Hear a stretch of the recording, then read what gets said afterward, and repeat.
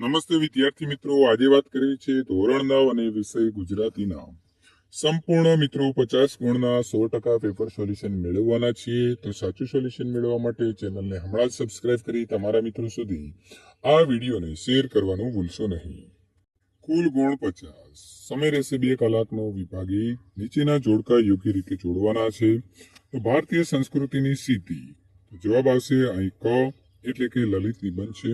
કુદરતી, તો જવાબ આવશે અ એટલે કે એ એકાંકી। નીચે આપેલા વિકલ્પોમાંથી યોગ્ય વિકલ્પ પસંદ કરો। તો ભગતના પડખામાં તો કાળી ગીંગોળો ચડી ગયેલો।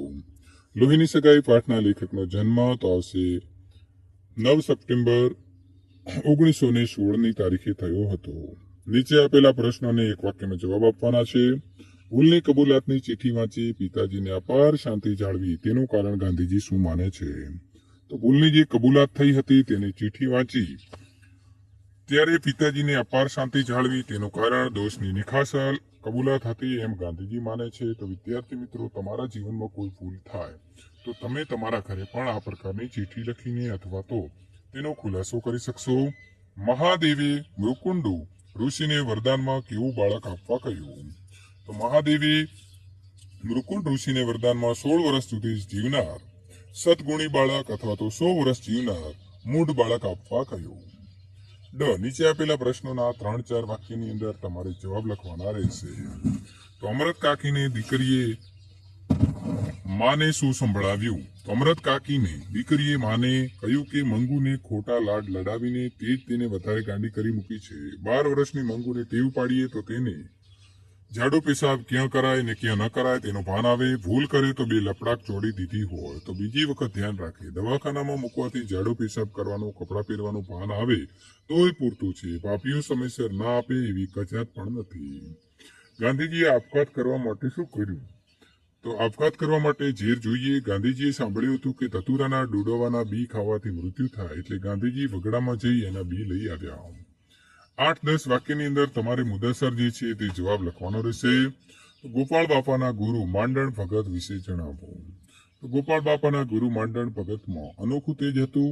ગોપાળ બાપાના ગુરુએ જ એમને હરિનામનો વેપાર કરવા કહ્યું હતું। માંડણ ભગતનો વર્ણ કાળો હતો, એમને આંખો નીચી રાખવાની ટેવ હતી। એમનું હાસ્ય બાળકના જેવું નિર્મળ હતું અને એમનો અવાજ વાંસળી જેવો હતો। એવું કૂતરાને ધ્યાન રાખતા, ગલુડિયા સાથે ન સમજાય એવી ભાષામાં વાતો કરતા અને મરક મરક હસતા। એકવાર શરીર ઉપર ચડી ગયેલા ગીંગોડાને ઉખેડવાની ના પાડતા કહ્યું, રેવા દો ને, એ વળી બીજી ખાજ લેવા જવું પડશે ને, બહુ દી થઈ ગયા છે એને। માંડણ ભગતના આ શબ્દો ગીતામાં કહ્યું છે કે હું દેહ નથી પણ આત્મા છું એની પ્રતીતિ કરાવે છે। અથવા ભારતીય સંસ્કૃતિ પ્રયોગશીલ છે। વિનોબાના આ વિધાનને તમારે સ્પષ્ટ કરવાનું રહેશે। વિભાગ બી જોડકા જોડવાના છે। પદ્ય વિભાગ છે। સાંજ સમય સાંભળ્યો, તો જવાબ અહીં વિદ્યાર્થી મિત્રો આવશે પદ એટલે કે ક। અહીં આપેલા જવાબ જે છે આ પ્રકારે તમે સીધા જ સાચા જવાબ જોડી શકો છો। પછી સાંભળ્યો જી બોલ્યા, તો એ આખ્યાન ખંડ આવે છે એટલે કે એને આપણે અ સાથે જોડવાનો રહેશે। ખાલી જગ્યા પૂરો, તો વિકલ્પ પસંદ કરી જવાબ લખવાનો છે। વહાલાજીનું રૂપ તો હૃદયમાં વસ્યું। બંને મિત્રો તો વેદનીની ધૂન કરતા। કાવ્ય પૂર્તિ કરો, તો વાદ વધ્યો બેઉ બાંધવે તને સાંભળે રે, હાજી ફાડ્યું મોટું ખોડ મને કેમ વિસરે રે। 3 ભારા બાંધ્યા દોરડે તને સાંભળે રે, હાજી આવ્યા બારી મેં મને કેમ વિસરે રે। નીચે આપેલા પ્રશ્નોના 3-4 વાક્યમાં ઉત્તર લખો। કામ કરે જીતે કાવ્યમાં વ્યક્ત થતું મહેનતનું મહત્વ તમારા શબ્દોમાં લખવાનું છે।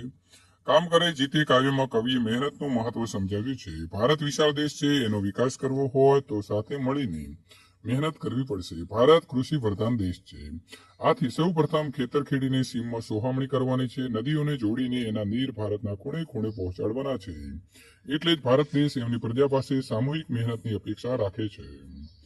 હાથમાં ત્રિકમ ને કોદાળી લઈ ખેતરો ખેડવાના છે અને ઘર ઘરમાં રેટીઓ ચલાવવાનો છે। પ્રજાના હૈયામાં ખમીર હશે તો તેઓ પોતાના બાવડાના બળે માત્ર ભારત દેશમાં નહીં સમગ્ર વિશ્વનો ચહેરો બદલી શકશે। દરેક વ્યક્તિએ સ્વાવલંબી થવાનું છે અને મહેનત કરી પોતાનું સન્માન જાળવવાનું છે।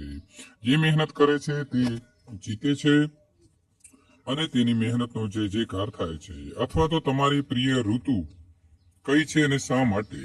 તો વિદ્યાર્થી મિત્રો, અહીં મારી પ્રિય ઋતુ જે છે તે વસંત છે, કારણ કે આ ઋતુ કુદરતી સૌંદર્યથી ભરપૂર હોય છે. વસંતના આગમન સાથે જ ઝાડ વૃક્ષો પર નવા પાન આવે છે અને રંગબેરંગી ફૂલોનું પ્રકૃતિ સજાવી દે છે. આ ઋતુનો તાપ પણ ન હોય છે, ઠંડી પણ નથી, જેનું વાતાવરણ સુખદ લાગે છે. પક્ષી કે ઝુંડમાં મીઠા ગીતો ગાઈને પ્રકૃતિની સુંદરતા વધારતા હોય છે. વસંત માત્ર સુંદરતા નહીં પરંતુ આનંદ, તાજગી અને શાંતિ પણ આપે છે. તે પ્રકૃતિનો તહેવાર પણ લાગે છે, જે દરેક જીવ સૃષ્ટિની પ્રેરણા અને જીવંતતા આપે છે. આ કારણે વસંત જે છે તે મારી પ્રિય ઋતુ છે. આપેલા પ્રશ્નોના 8-10 વાક્યની અંદર તમારે મુદ્દાસર જવાબ લખવાના છે. કામ કરે એ જીતે. કાવ્યની અંદર વ્યક્ત થતું મહેનતનું મહત્વ તમારા શબ્દોમાં લખવાનું છે. તો વિદ્યાર્થી મિત્રો અહીંથી જોઈને તમે લખી શકો છો. આ પ્રકારે જવાબ આવશે. અથવા તો મરજીવિયાની સફળતા પાછળનું રહસ્ય શું છે એ તમારે તમારા શબ્દોમાં લખવાનું છે. તો મરજીવિયા સમુદ્રના તળિયેથી મણિમોતીનો ખજાનો મેળવવામાં સફળ થાય છે, કારણ કે તે દ્રઢ નિશ્ચયી છે. એમના હૃદયમાં ઉત્સાહ અને આંખનો તેજ છે. એમના અંગે અંગમાં અથાગ બળ છે. તેઓ પ્રિયજનો કે આંસુ કે શિખામણમાં સહેજ પણ વિચલિત થતા નથી. એમના સમુદ્રની વિકરાળ અફાટ ગર્જનાનો પણ ડર લાગતો નથી. તેઓ સાહસી છે, એટલે જીવનું જોખમ ખેડવા તૈયાર થાય છે. એના મૃત્યુના મુખ સુધી પહોંચાડવાનું બીજું ઝડપે છે. આ સાહસિક મરજીવિયા સમુદ્રના તળિયા ખૂંદી વળે છે અને મણિમોતીના અમૂલ્ય ખજાનો લઈને બહાર આવે છે. મરજીવિયાની સફળતા પાછળનો રહસ્ય એમના રહેલા ઉમદા ગુણો છે. વિભાગ સી, નીચે આપેલી જોડણી સાચી લખો તો અતિશયોક્તિ. વિશાળ, નીચે આપેલા શબ્દોની સંધિ છોડો અથવા જોડો તો કલ્પ અંત તો આવશે કલ્પાની. સુક્તિ તો આવશે સુ વત્તા ઉક્તિ. નીચેના વાક્યના રેખાંકિત જે છે તેના સંજ્ઞાનો પ્રકાર લખવાનો છે. તો તારામંડળમાં જેમ સસિયર શોભે એમ હેમે જડિંગ હીરો તો સમૂહવાચક આવશે. સમાનાર્થી શબ્દ તો અદેખાય તો ઈર્ષા, સાંઢણી તો ઉટડી. નીચે આપેલા શબ્દોમાંથી પૂર્વ પ્રત્યય કે પર પ્રત્યય છે શોધીને લખો તો અસ્વસ્થ તો એ વિદ્યાર્થી મિત્રો પૂર્વ પ્રત્યય આવશે. નીચેના જે વાક્ય છે તેમાં વિશેષણ શોધીને લખો. અહીં અમારા યુવાને કેરી વાદળીઓ વરસેલી તો અહીં એ સ્થળવાચક છે. નીચેના શબ્દના સર્વનામ એ લોકોએ મને પૂછ્યું તો મને એ સર્વનામ છે. નીચે આપેલા તળપદા જે શબ્દો છે તેને શિષ્ટ રૂપ આપો. નકર તો નહીતર. રૂઢિપ્રયોગનો સાચો અર્થ લખો. જોખમ ખેડવું તો સાહસ ખેડવું. મિત્રો, આપણે વાત કરી શકીએ કે મોતી લેવા માટે જનારો વ્યક્તિ પોતાના જીવનનું સાહસ ખેડે છે અથવા તો જોખમ ખેડી અને પોતે મણી મોતી લઈ આવે છે. શબ્દ સમૂહ માટે એક શબ્દ આપો. જમીન, પર્વત કે ઝાડમાં પડેલો મોટો ઊંડો ખાડો કે બખોલ તો એને કોતર કહીશું. નીચે આપેલા શબ્દના તાવની છે તે તમારે છૂટા પાડી અને લખવાના છે. તો સવસ્તા તો સવસ્તા આ રીતે જુદા પાડીશું. વિભાગ ડી, નીચેની આપેલી પંક્તિઓનો આશરે 15 વાક્યમાં અર્થ વિસ્તાર કરવાનો છે. વિદ્યા પુસ્તકમાં અને પર કબજામાં ધન, ભીડ વડે કામ ના આવે વિદ્યાને ધન. આ પંક્તિમાં કવિ કહે છે કે વિદ્યા પુસ્તકમાં હોય અથવા તો ધનની કબજામાં રાખવામાં આવે તો તે સારું છે, પરંતુ તે વિદ્યા માણસના જીવનમાં ઉપયોગી ન હોય અથવા કામ ન આવે ત્યારે તે વિદ્યા અને ધન બંને અલુપ્ત એટલે કે વિલુપ્ત અથવા તો નિષ્ફળ રહે છે. અર્થાત માત્ર શૈક્ષણિક કૌશલ્ય કે સંપત્તિ ધરાવતું પૂરતું નથી, તેને પ્રયોગમાં લાવીને સાચા લાભ પ્રાપ્ત થાય છે. કવિ આથી માનવને સમજાવે છે કે વિદ્યા અને ધન એ માત્ર પાત્રો નથી પરંતુ ઉપયોગિતા છે અને એ એનું સાચું મૂલ્ય દર્શાવે છે. વિદ્યા અને ધન વાસ્તવમાં સત્ય મૂલ્ય મેળવવા માટે ઉપયોગી હોવા જોઈએ, ન કે માત્ર દેખાવ માટે. તો વિદ્યા અને સંપત્તિ ફક્ત એ સમય મૂલ્યવાન છે જ્યારે તે જીવનમાં યોગ્ય રીતે ઉપયોગમાં આવે, અથવા કદમ અસ્થિર હોય એને કદી રસ્તો નથી જડતો. અડગ મનના મુસાફિરને હિમાલય પણ નથી નડતો. તો મિત્રો, એના માટે મને પંક્તિઓ આપણે અહીં લખી છે તેને યાદ કરીએ. અમને નાખો જિંદગીની આગમાં, આગને પણ ફેરવીશું અમે બાગમાં. તો આ પ્રકારના સુંદર ખુમારી વાળો જે વ્યક્તિ છે તે પોતાના જીવનને આગળ લઈ જવા માટે કાળા માથાનો માનવી છે તેને કોઈ પણ પ્રકારનું કશું નડતું નથી. અહેવાલ લખવાનો છે. તો આપણી શાળામાં એસએસસીના વિદ્યાર્થીને વિદાય આપવા માટે યોજાતો આલેખ હતો તમારો અહેવાલ 100 શબ્દોમાં લખવાનો છે. તો વિદ્યાર્થી મિત્રો, તમે અહીંથી જોઈ અને સંપૂર્ણ આ પ્રકારે અહેવાલ છે તે તૈયાર કરી શકો છો. તારીખ સુધારવાની છે, તમારી શાળાનું નામ લખવાનું રહેશે, અથવા તમારી શાળા તરફથી હોશિયાર વિદ્યાર્થીને અપાતી સ્કોલરશીપ મેળવવા માટે તમારા શાળાને આચાર્યને સંબોધીને તમારે અરજી લખવાની છે. તો અહીં તમારું ખૂણામાં વિદ્યાર્થી મિત્રો સૌથી પહેલા તમારું નામ, સરનામું અને તારીખ લખી દો. ત્યાર પછી તમારે પ્રતિશ્રી, આચાર્યશ્રી, તમારી શાળાનું નામ અને તમારી શાળાનું શહેર લખો.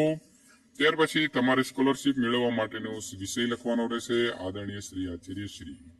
ત્યાર પછી શું શા માટે સ્કોલરશીપ આપવાની છે તે લખીશું અને છેલ્લે આપનો વિશ્વ શું કરી અને તમારી સહી કરવાની રહેશે.